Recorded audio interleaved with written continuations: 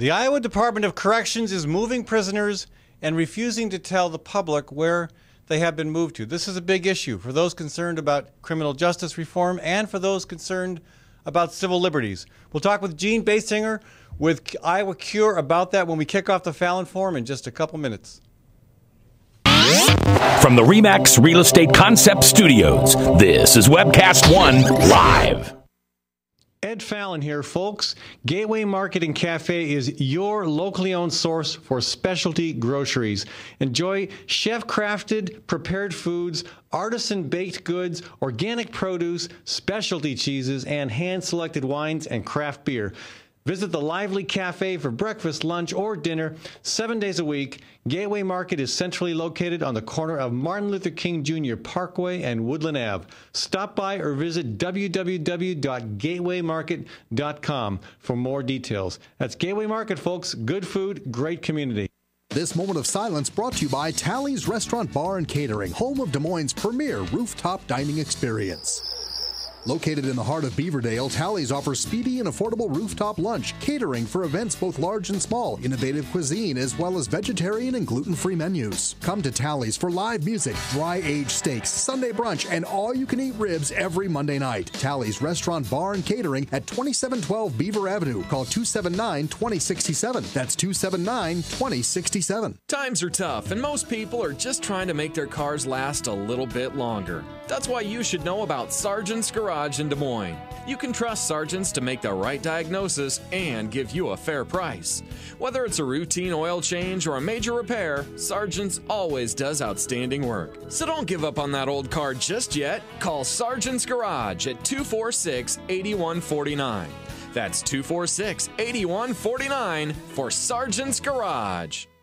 Open Sesame is Des Moines' premier Lebanese cafe. This month, Open Sesame is offering an unbeatable lunch special on Monday and Tuesdays. Mention the Fallon Forum when you order anything on Open Sesame's delicious lunch menu and get the second item for half price. That's right, buy one, get one for half price. Open Sesame's pita wraps, salads, soup, and mouth-watering Mideastern specialties will have you and your dining partner coming back again and again. Open Sesame at 313 East Locust Street in Des Moines' historic East Village. From the RE/MAX Real Estate Concept Studios, this is Webcast One Live.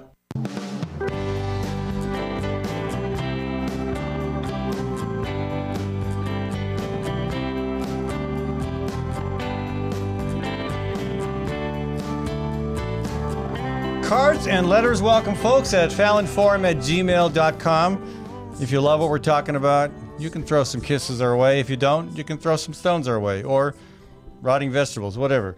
The conversation today is going to focus on criminal justice reform, but I got a few things to go over with you first. First of all, I want to thank Brother Trucker for providing the opening tune for this show, Downtown, and tell you too that we're going to be talking with, we're going to be hearing from Andy Fleming, one of the musicians with Brother Trucker, at my fundraiser tonight. Yes. Fund and fundraiser. Please come to the historic fire station at 8th and Day, just on the north side of the interstate, just on the south side of the DMAC campus. We're going to have food provided by Sid's Catering. We're going to have beverages, of course. We're going to have music. Andy Fleming and a handful of others are going to be joining us for music. And we're going to have a chance to slide down a fire pole. How good is that? And it'll be a chance for you to help me keep out of the big house. Speaking of the big house again, we're going to talk about corrections, but I got a few things I got to throw at you here first. Okay. The corporate media is always willing to throw a very nice big wet kiss to other corporations that do teeny tiny things that they can spin as being really significant. Like Monsanto is creating a fund to benefit nonprofits. Again, most of those nonprofits are local or rural, fire departments, which probably should be funded with rural tax dollars and maybe some from the state. But it's a feel-good thing that makes people feel good. Oh, Monsanto, our friend. I see the Register and other publications do this with Walmart all the time. Walmart, throws a few pennies into some charity, and it's like a big news story. The amount of money they're putting into these things is such a small drop in the bucket of what they had. I mean, the $2,500 in awards that each winner will receive is like me giving you a quarter, maybe a nickel. So again, I don't know why. Well, I do know why, because you got a big corporation saying nice things and sending plenty of love to another big corporation, and it's just a back patting session. Anyway, speaking of big corporations, you know about the scandal with the Egyptian fertilizer company in southeast Iowa and the $251 million worth of tax money that went to that one corporation for 165 jobs. That's 1.5 million per job. You know, I'm going to expand the Fallon Forum to the. We've got we need 3 employees working on this thing to make it happen right. And I think at 1.5 million per job, I could handle that kind of public subsidy. Anyway, apparently there's more on the way. Iowa economic development leaders will hold a special meeting today to discuss incentives for, here we go, Project X. Now, I don't know what that is, and you don't either, because they won't tell us. Even the Gannett paper wasn't able to find out. It says no additional information was available. The Iowa Economic Development Authority Board, again, which is a new version of what used to be the Department of Economic Development. It used to be a public agency. Branstad, along with Democratic support, connived to make it into a semi-private organization that now can operate in private without public scrutiny. So, okay, they met in closed session recently to discuss the project. And Debbie Durham, the head of the agency, said the state could see a $2 billion project before year's end. Woo, and how many millions of bucks of my tax money are going to go to that? In addition to, quote, Project X, the state is competing with Nebraska for a large data center. There we go, that's expected to approach $1.5 billion. I mean, don't get me started on this ridiculous thing that they call economic development that is nothing more than corporate welfare. Some good news, folks. Eating habits are shifting in the year 2013 as we look ahead to the next 12 months. Street markets are doing well, as we certainly know that here in Iowa. Farmers markets are really going well. That's all good. Pure food, the idea of pure food, meaning food that is unadulterated, is continuing to become more popular. Consumers want the food they buy demystified. That's why pink slime was so unpopular. They want to be able to pronounce the names of all the ingredients. And that's not just a matter of having a decent high school education. It's about ingredients that aren't 20 letters long. And they want to know where it comes from, ideally from local sources. Okay?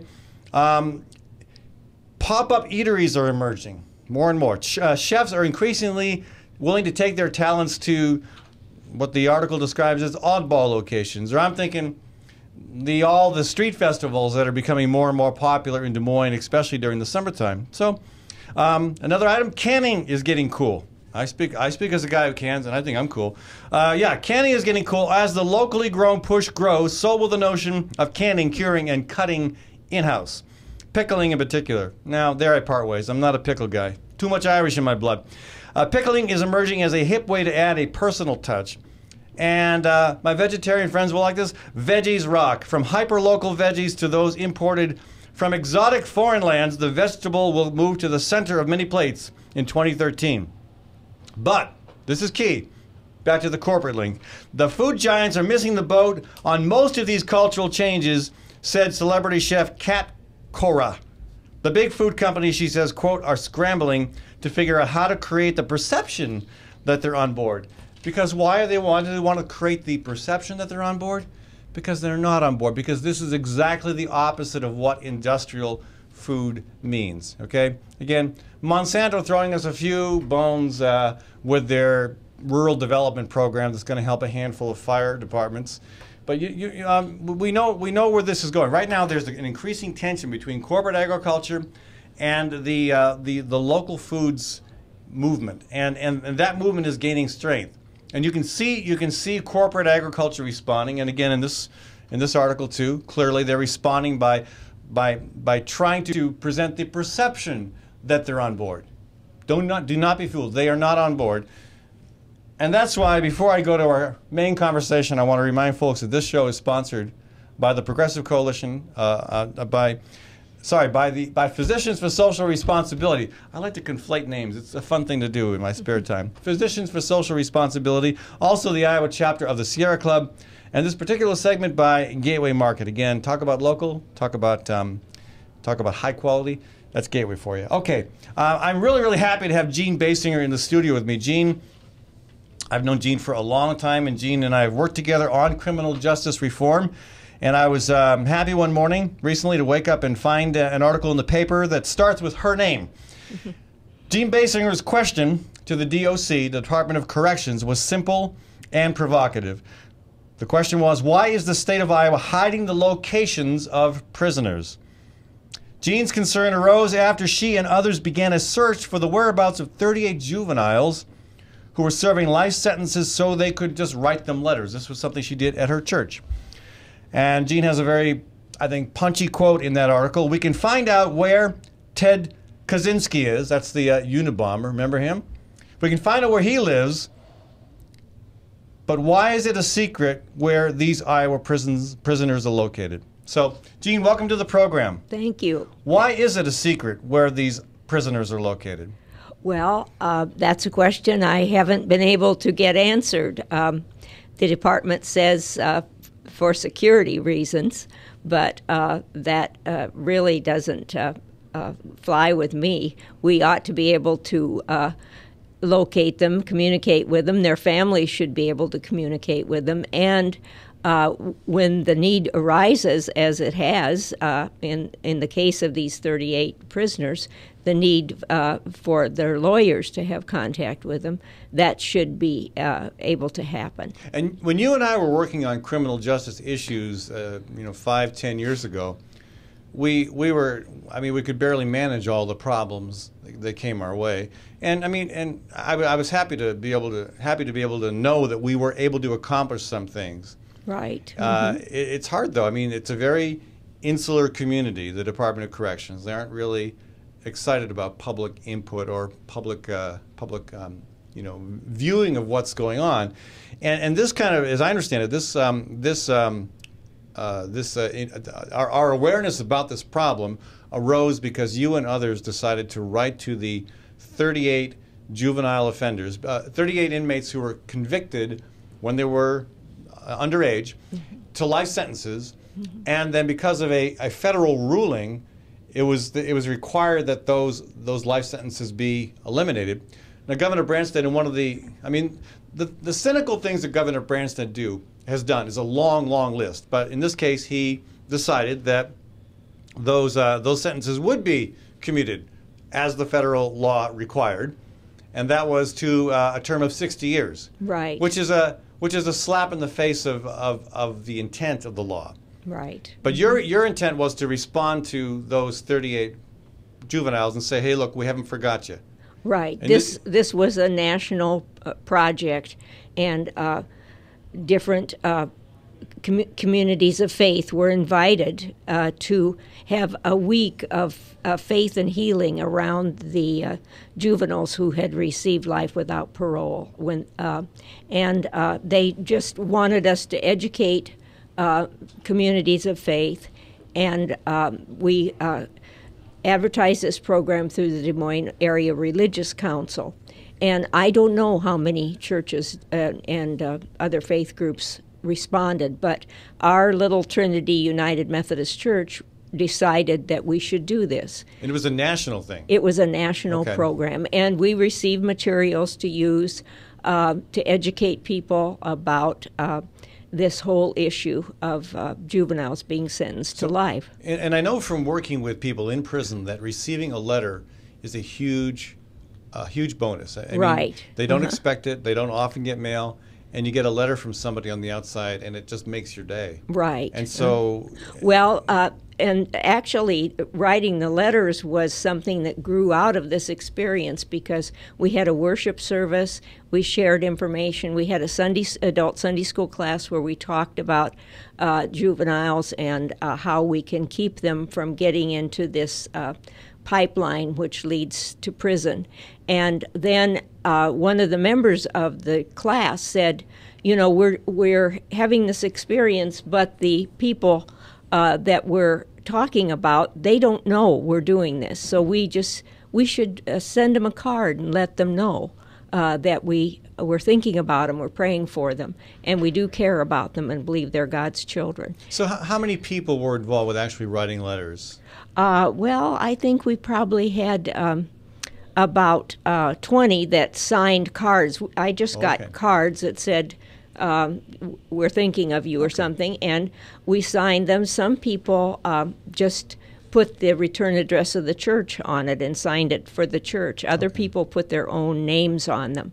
And then this same person who wanted to do this decided he would like to write a letter to be sent to each one of these people to And that's a wonderful thing to do from the point of view of just a concerned citizen, but also, I mean, in your faith, it certainly makes sense. I mean, that's a big part of the Christian tradition, is Right, the ministry right. to those in prison. So I think that's a very appropriate and a commendable activity. Then came the problem of finding the addresses of the 38 juvenile inmates. It was no problem to find the addresses of the ones who are in prisons in Iowa, but some are in federal prisons. There are 5 of them that are in federal prisons, so I had to go to the Federal Bureau of Prisons website to get those addresses. But then there were several who are housed in out-of-state prisons, and I couldn't find that information anywhere, so I contacted the Department of Corrections. And that's when Fred Scaletta, who was public And he's relations, retired since. I believe he's back. Oh, is he back?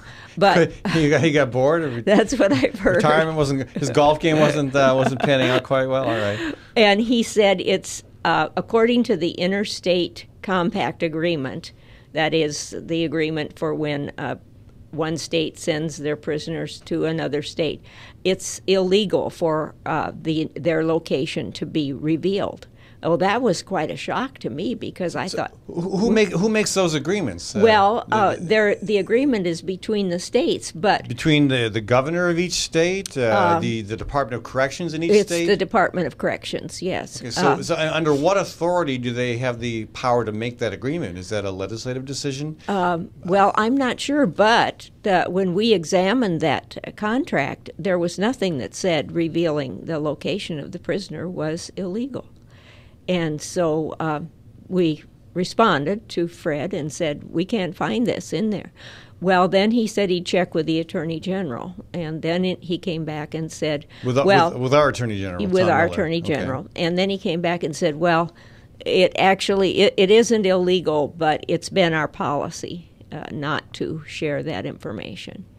And so then... is it actually a policy? Is it written down, or well, is it just a practice? Yeah, they have never been able to come up with policy. And so finally, then Marty Ryan, whom I work Sure. with, filed a Freedom of Information request, sent that to John Baldwin.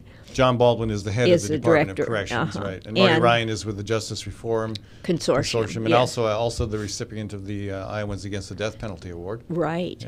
So then John went way over the allotted time to respond to a Freedom of Information request, but he did eventually give us the So he address. broke the law in terms of responding to the request. Yes, but So I mean, what accountability do we have when a government official breaks the law? apparently not much.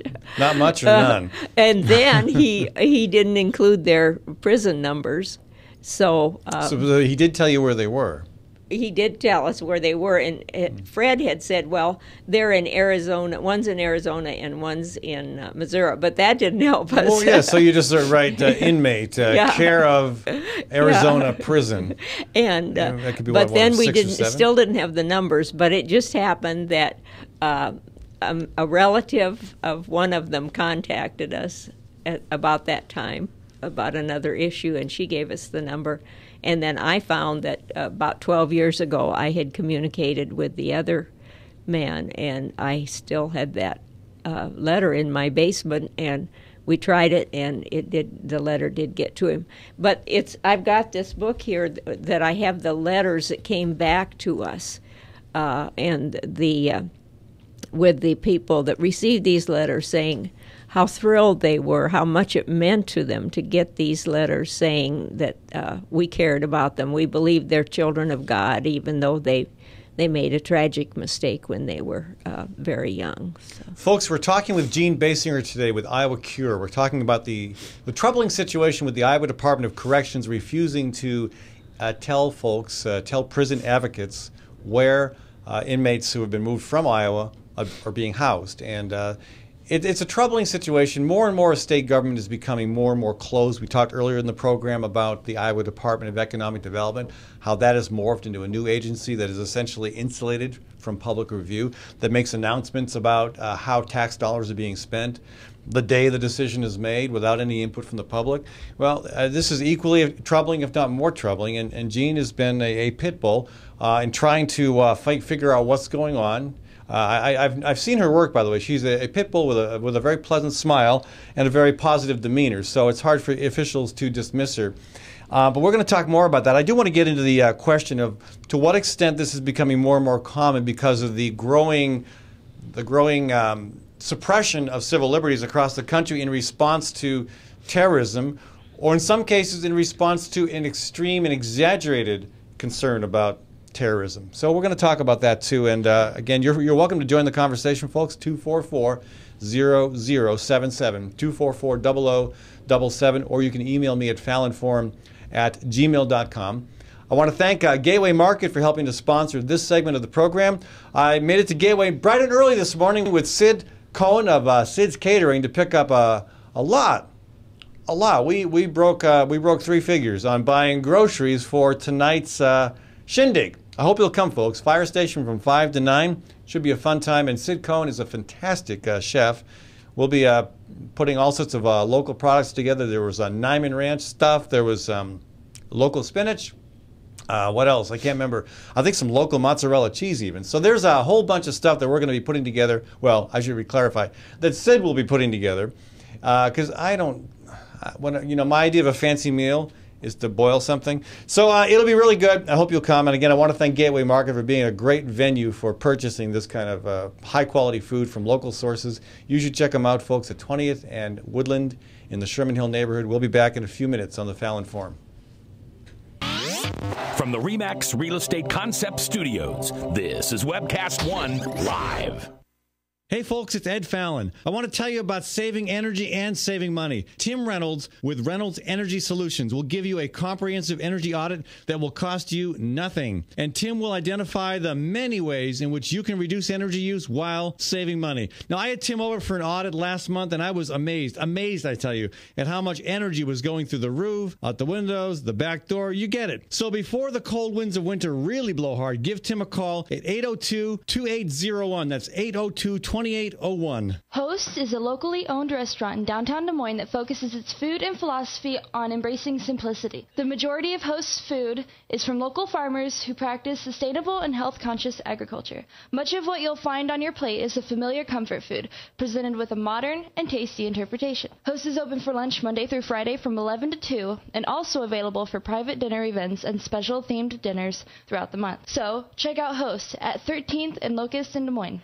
With warm weather finally here, it's time to think about upgrading the efficiency of your furnace and air conditioner. Leonard Tinker Heating and Cooling has provided honest, competent service for over 20 years. Whether it's your home or business, for repair work or to install a more energy-efficient furnace or air conditioner, call Leonard Tinker at 263-0422. That's 263-0422. For honest, competent heating and cooling service, call Leonard Tinker at 263-0422.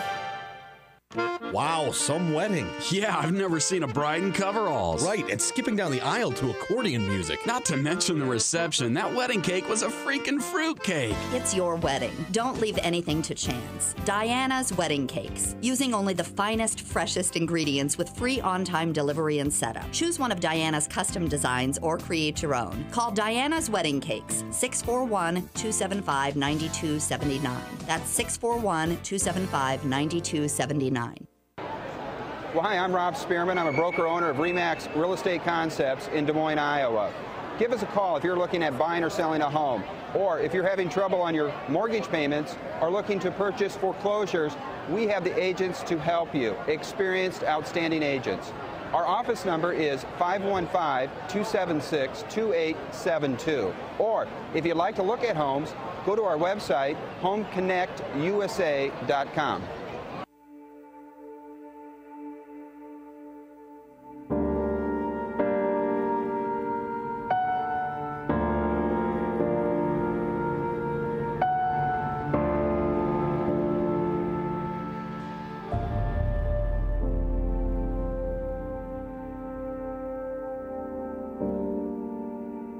There is hope. Visit groundwire.net and chat now with a live coach for answers. Oh my God, Becky, did you see her bumper? I know she's had work done. Just last week, she had dimples and stuff all over, and now look. Yeah, dimples and stuff. Yeah. I'm Jamie Lasher from Minor Wreck Express. We're here to help with all the dents, dings, and drama of car ownership. Call 278-0101 or visit minorwreck.com for details. We'll see you in the fast lane. From the RE/MAX Real Estate Concept Studios, this is Webcast One Live.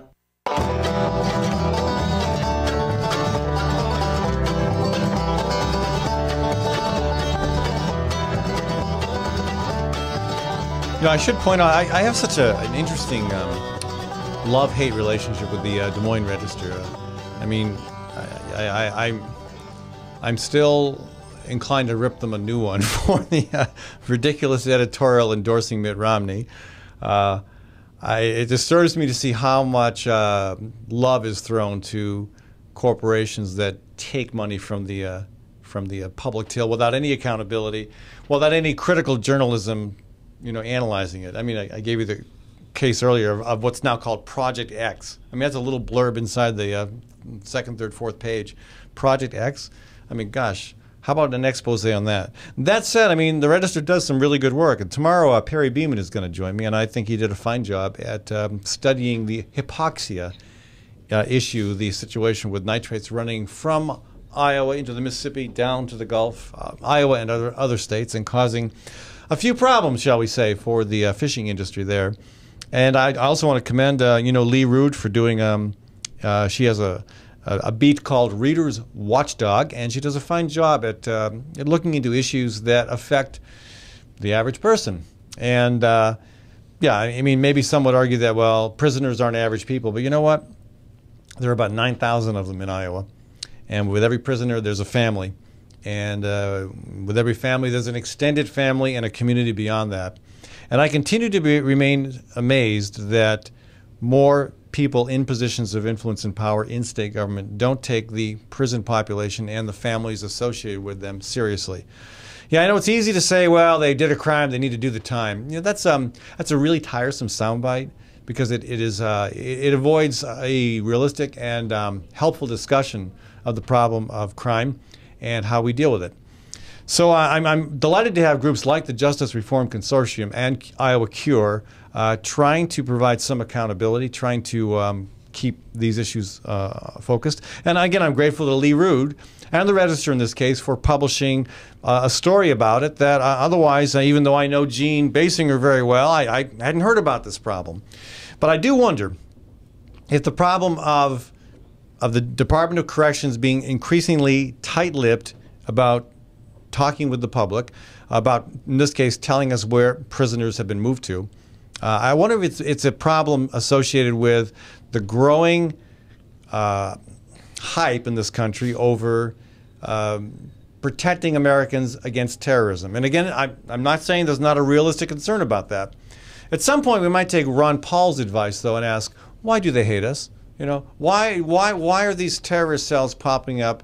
You know, and you shoot one down, you kill one leader, and two more spring up. It's kind of like a hydra, you know, the big snake with the multiple heads. So, why does that keep happening? Why do they hate us? Why do they keep coming after us? And even despite all, you know, legitimate concerns and a serious dialogue that's needed, the hype is out of control, and it is used to justify things like the Patriot Act, like the detention provisions in the National Defense Authorization Act, like the anti-protest bill that President Obama signed the very same day that I was acquitted of my trespass charge in the Occupy trial, which was A bittersweet day. So, more and more actions by government are being taken to suppress civil liberties. Why is it that Guantanamo Bay is still basically a little, world unto itself, where we have politicians promising to close the place down, to reveal what's going on, and yet that doesn't happen? Why is that? And is that affecting decisions like the one that Gene is calling to our attention here, where, prisoners are moved as pawns on a chessboard, but without any visibility? And even when she and others ask for their addresses, because they want to send inmates a letter saying, "Hey, we're still out here to support you, even though you did a crime, even though the governor just extended your sentence by 60 years. We're still here to provide, as an article of our faith, a voice, a heart, a mind." Support for you. Why is it so hard to get the address? So, do you think, Gene, am I exaggerating? Am I reading too much into this? Or is the increasing closeness we see within Iowa state government, in particular the Iowa Department of Corrections, is the increasing isolation there from the public, from our ability to watch what's going on? Is that in part response to this national hype over terrorism that's resulting in a decline in our civil liberty? Well, I don't think really that is the reason the department is doing it. I think it's the reason that it's easy for them to do it. But I don't think that's really their motivation. What is their motivation then? Well, I think they really don't want the public to know. They want to operate without the public knowing what they're doing. Usually when somebody wants to operate in the dark, they're doing something that either they're ashamed of, or it's wrong, or that they fear that if it is known, they will receive criticism.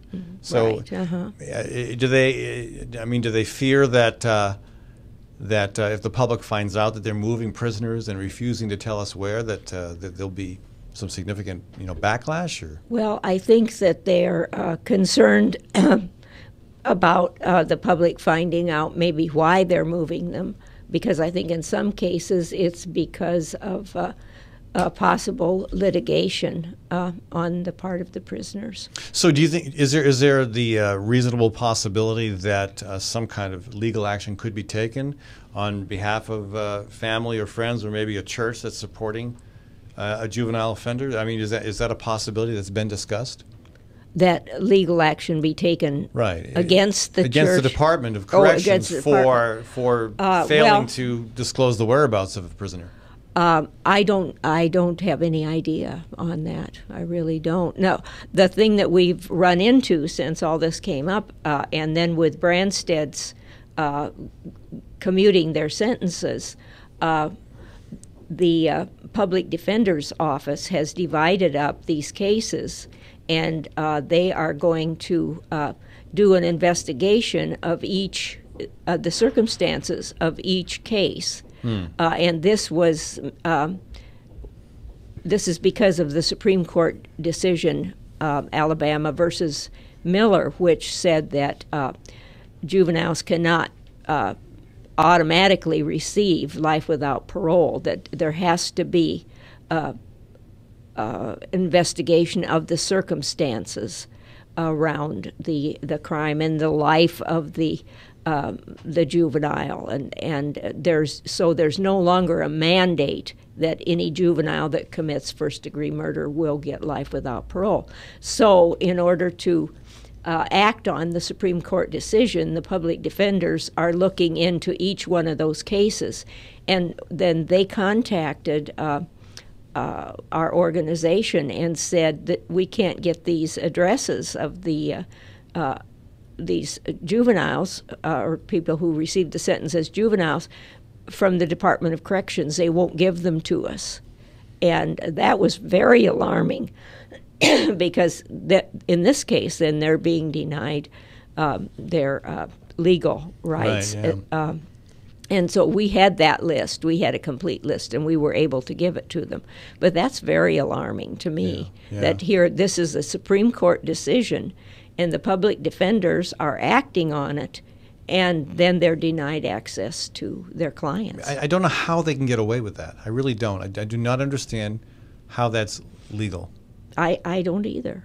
I don't either. I just really don't. Yeah. Well, and again, maybe it's grounds for a lawsuit. It gets old. It gets really tiring considering all the situations in which the public's right to know is being denied and the possibilities for legal action to remedy that. It gets old and it also gets expensive, as I'm finding out right now myself, trying to defend myself against Congressman Boswell, which really in his case is an effort to suppress my ability to say what's true, to say what's on my mind.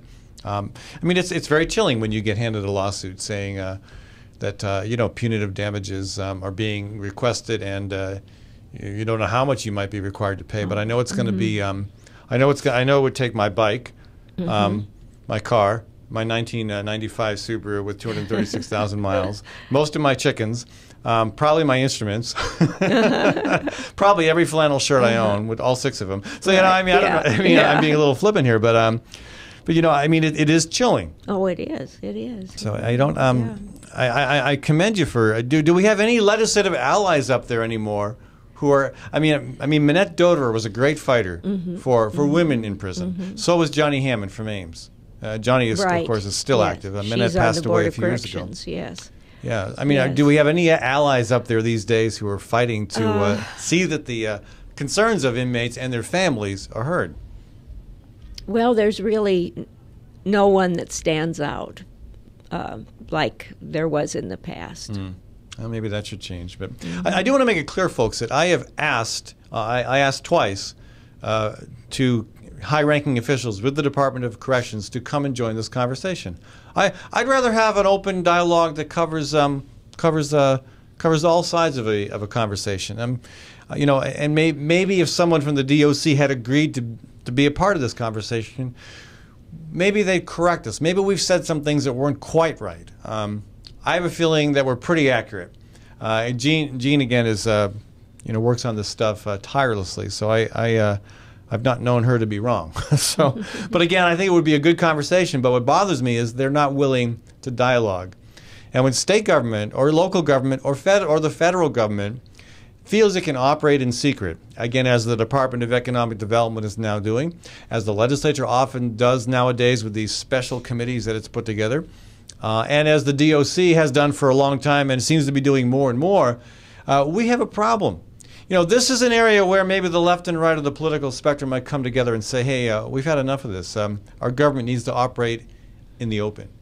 Politicians make promises all the time. Branstad made promises. What a lie that was. Yeah, it was a lie that he saw government as something that he would try to make more open, more accountable, more exposed. That's a lie. I mean, am I out of line by calling that a lie?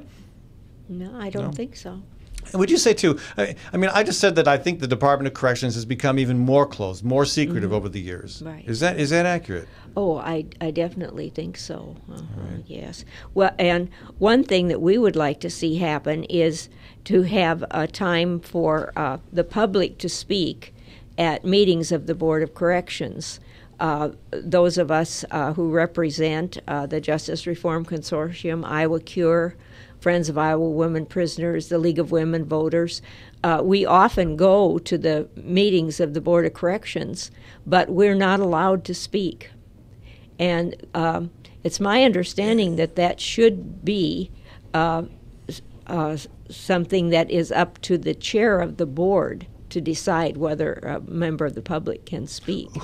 So it's the chair's decision. There's no. Well, I think that's the way it's supposed to be, but I have a feeling that it's more of the influence of the department. I would think that the chair, the committee, in this case the Board of Corrections, would have some leeway to specify parameters. You get 3 minutes. We limit it to 5 or 10 speakers on either side. But to have no public input, that's wrong.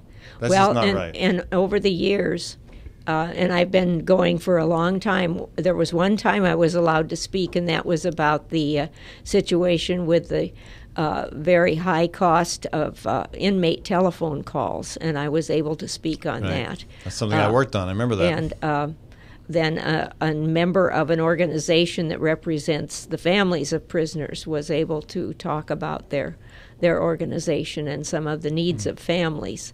Then recently, Marty Ryan was able to speak at the request of Johnny Hammond. So it took a board member to It's allow it very to happen. rare that that's allowed. And Yeah. there is a discussion time at the end of the meeting, but it's only for board members to discuss things that they want to discuss. Gosh.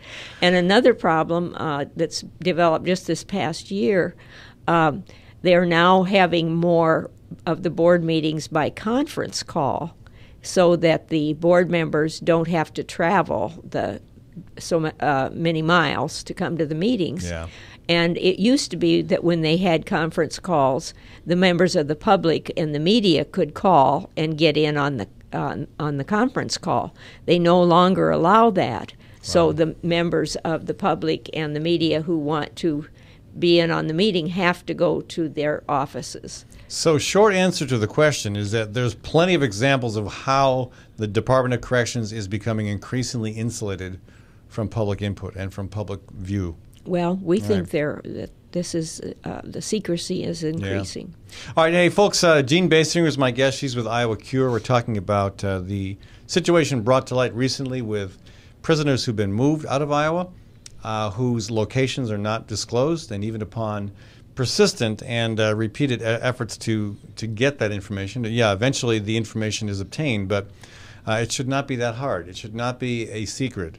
People have a right to know where their family member is, or if you're a church that wants to help to do your part as a Christian in this case to reach out to people in prison, you also have a right to know. So, folks, we're talking about that with Jean Basinger. I do want to big news this week on the criminal justice front is the Board of Parole has granted release to Heidi Anfinson. That's a fairly prominent case that dates back to 1998, and there are people who are upset about that. There are people who are relieved that she has finally been released, given all the circumstances. I want to get Jean's take on that when we come back on the Fallon Forum. From the RE/MAX Real Estate Concept Studios, this is Webcast One Live.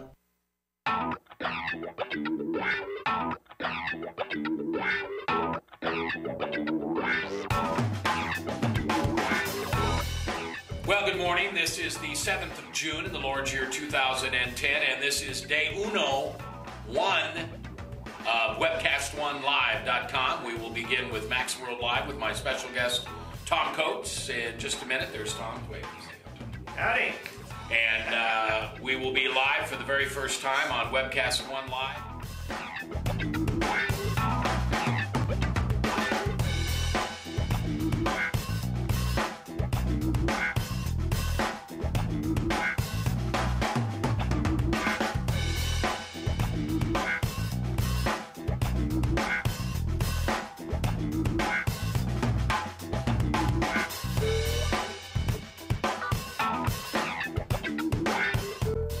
Someday we're going to look back on this and say, gosh, remember that old day in history?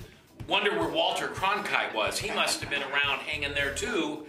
But actually, it's the beginning of Webcast One Live. And thank you for listening. Thanks, Rob Spearman, and everybody who's put together this project together.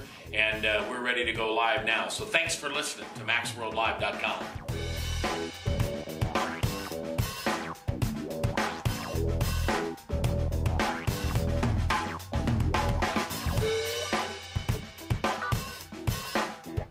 I can't tell you that it's going real well from time to time, but it is going.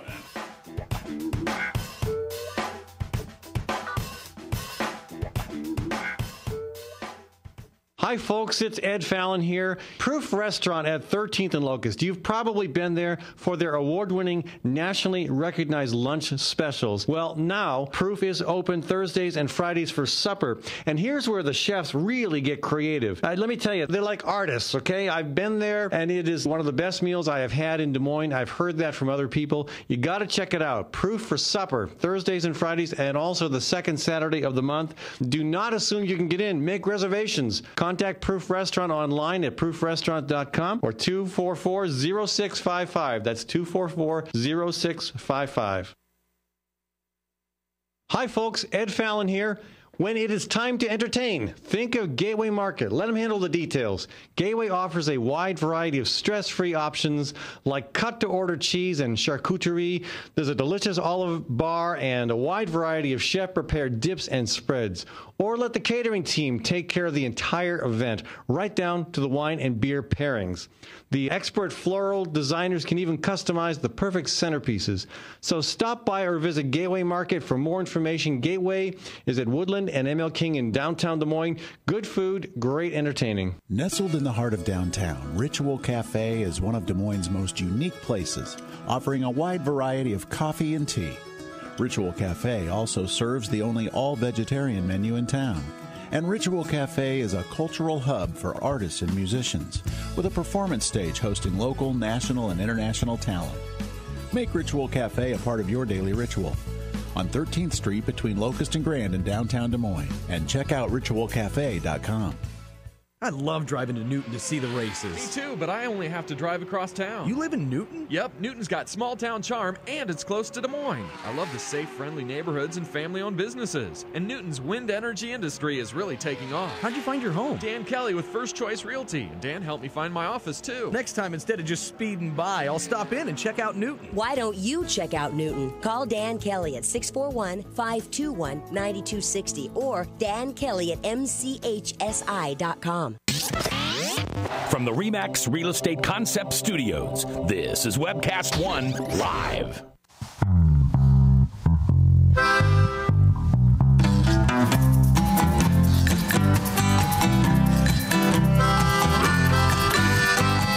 Hi, folks. That's Pumptown, and the other band that brought us back to the previous segment was Baber's Neighbors, Mr. Baber's Neighbors. I want to thank all of our sponsors, including Reynolds Energy Solutions. Reynolds is a energy efficiency company owned by Tim Reynolds, and Tim will do an energy audit for you that will cost you nothing. He's been a big believer in this program, and grateful for his support. And love to have you give him a call at 802-2801. Set up an energy audit. It's free, and it will identify ways in which you can save money and save energy and reduce your carbon footprint so we don't have another superstorm wipe out the East Coast. Anyway, okay, well, maybe there's not that direct a connection, but you know what I mean. Do your part. We all got to do our part. So we're talking criminal justice today. We're talking with Gene Basinger. I got to spend my first night in jail earlier this year. Or actually, no, last year. What am I saying? Last year for the Occupy arrest. When I did, I left my bike. I mean, I was prepared to camp out, as I thought was appropriate. And I left my bike sitting there. Bike, you probably remember, sitting there on the state capitol grounds all by yourself while I was hauled off in the paddy wagon. It wasn't so bad. There's still a few people there, so. The weather was pretty good. It was. I'm really curious, nice. have you ever spent a night in jail? I haven't, no. I find, Not even for speeding?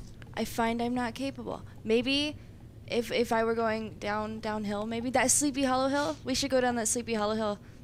Maybe we could speed on that road. How fast do you want to take me down the Sleepy Hollow Hill, bike? 45 miles per hour. 45. I think I'm going to let you go down on your own. No, that won't work. Okay, let's call it 40. I think it's speeding. I think we can get in trouble if we're going like 37 or 38. I think that's as low as we can go. All right. Well, I'm happy to be having a form of transportation that has never landed me any kind of a traffic citation, and also that has been a very well-behaved bicycle on other counts as well. So thank you. Okay, to more serious matters, Gene Basinger with me in the studio here, folks. If you want to join the conversation for the last segment of the show, 244-0077. Big news regarding corrections in this week's paper, this week's news, I should say. Heidi Anfinson, maybe some folks remember that. Nearly 15 years ago, a tragedy that left her son dead.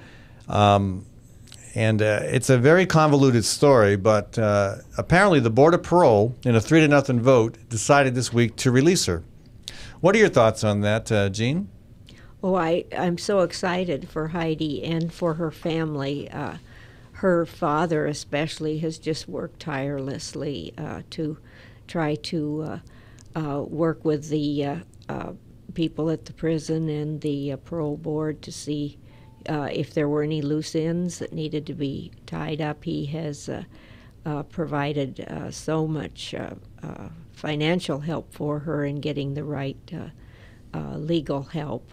And I think that this case really shed light on the whole issue of postpartum depression. Yeah, again, maybe tell us a little bit about what happened. Why did she end up in prison? She apparently had suffered from postpartum depression following the birth of her baby, and it resulted in the drowning of her baby in the bathtub. And she said she really doesn't have a lot of memory of just what happened, but so, and that's a medical condition that's yes, verifiable, right? Yes, that is not yes. not that. I mean, it's not exactly common, right. You might say, but it happens. And right, and nowadays doctors and nurses are trained to screen for it, but back at that time, it wasn't recognized, or people were ashamed to talk about it. It was discovered that the baby had drowned, right. But she has no recollection of what happened. She doesn't really remember. But then when she realized the baby was dead, then she tried to cover. She panicked, up. right? Didn't she bury the baby out by Sailorville Lake, right. I believe? Yes. Right. Well, and that's I mean, it had to be a horrifying discovery. And you know, I guess you know what should happen what should have happened. She ended up spending 15 years in prison, but it could have been a life. Right. I mean, I think some are almost surprised that the Board of Parole decided to release her, given the track record in corrections. I mean, there's so many people who request parole every year that, in many, you know, in the opinions of many of us who follow these issues, these cases, feel they are good candidates for release. Right.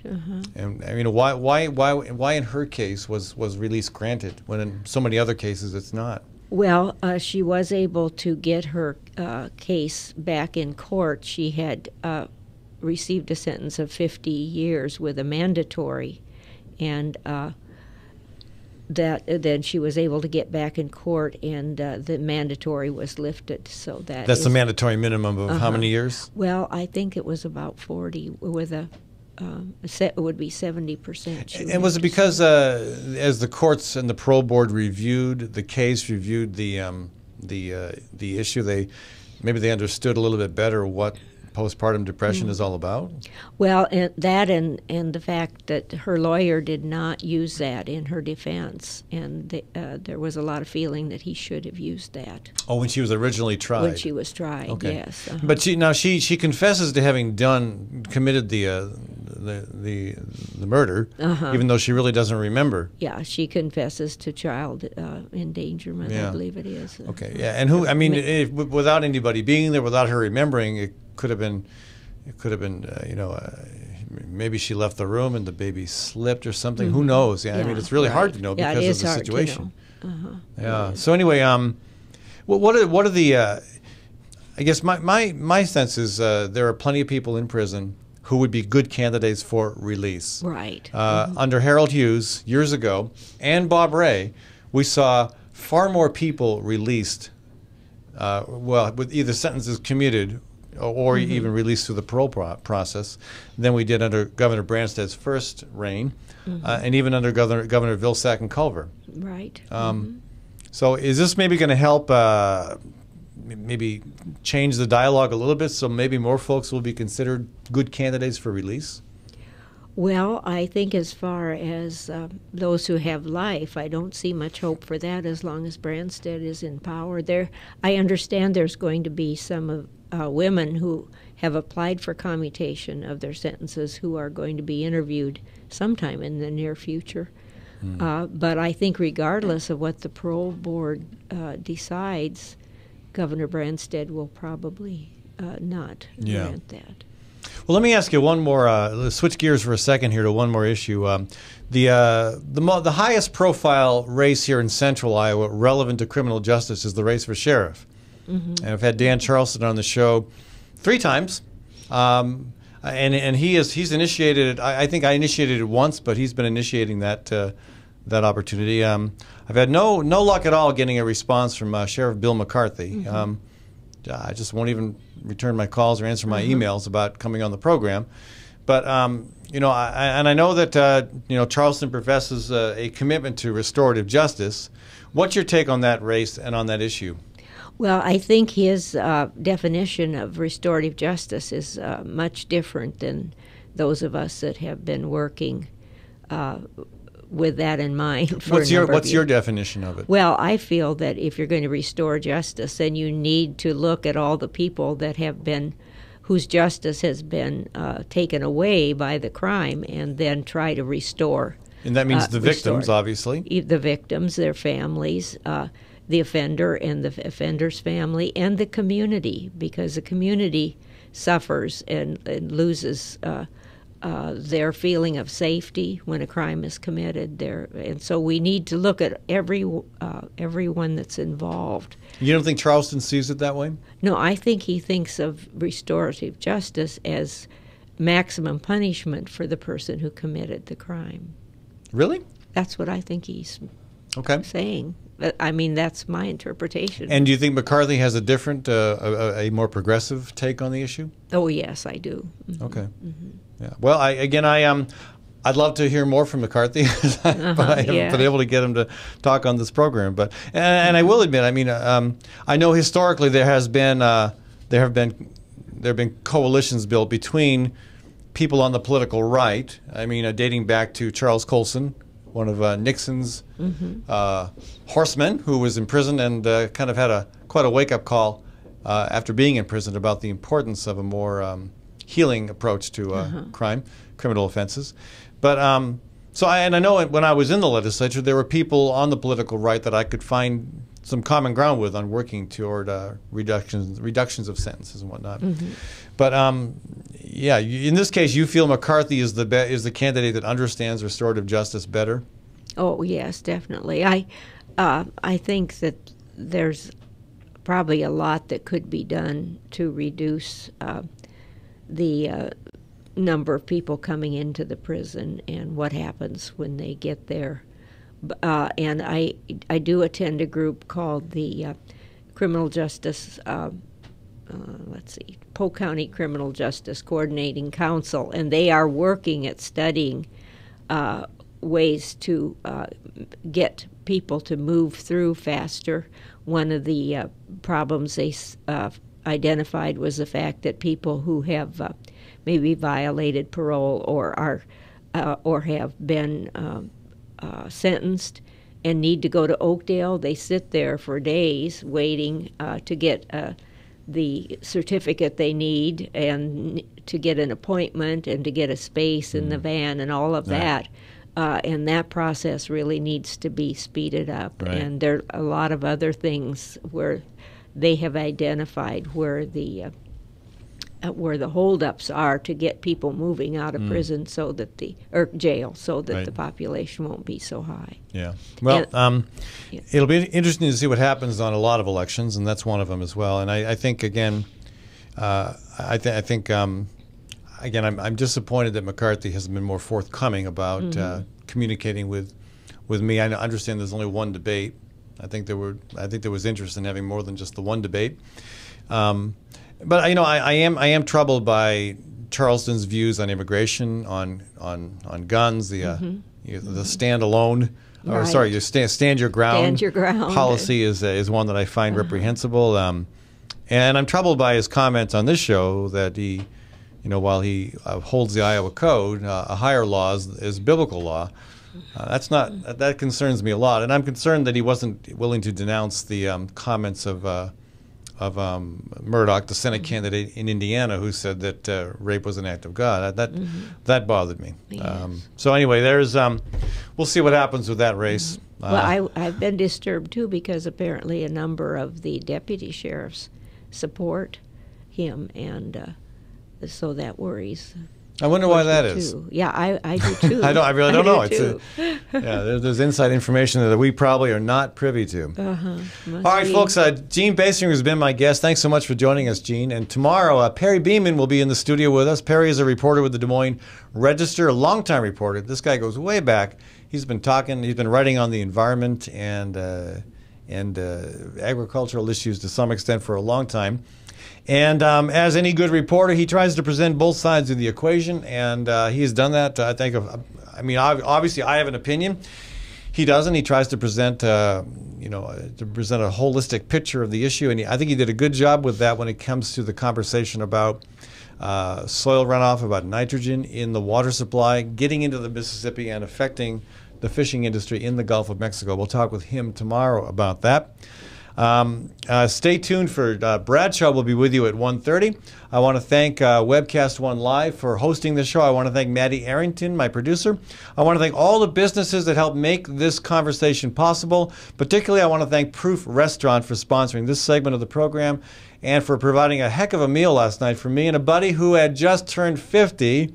And there's no better way to celebrate your 50th birthday than going down to Proof Restaurant. Now open Wednesday through Saturday, not just Friday and Saturday night anymore, not just lunch anymore, but Wednesdays and Thursdays as well. So please try to make it down to Proof midweek, because they're booked solid on the weekends. They still have plenty of openings. Oh, there was a pretty good crowd there last night, including another couple I ran into celebrating their 10-year anniversary. So do check them out, folks. You'll love the food. It's some of the most creative culinary adventures you'll find here in Des Moines at decent prices with a fantastic selection of cheese and wine. That's Proof at 13th and Locust in downtown Des Moines. Again, thanks to you and for tuning in, and hope you'll continue to track what we talk about on my website, fallonforum.com. And if you're able, I hope you'll be able to get down to the shindig we have tonight at the fire station at 8th and Day to try to raise awareness and funds and fun relevant to the lawsuit I have to defend myself filed by Congressman Boswell. Hey, it's not every day a congressman files a lawsuit against a citizen. So we're going to milk this one because we don't have any choice. Thank you, folks.